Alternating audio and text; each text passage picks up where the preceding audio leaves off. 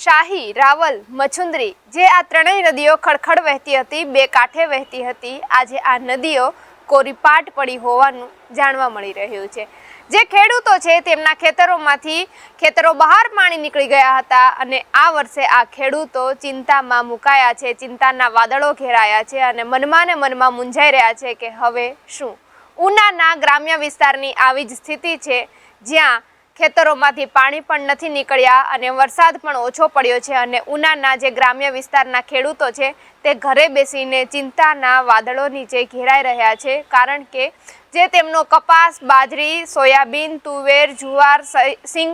સહિતનો પાક છે તે બળવાના આરે આવી ગયો છે। આજે ખેડૂતો છે તેમના કૂવાઓમાં જેટલું પાણી હતું તે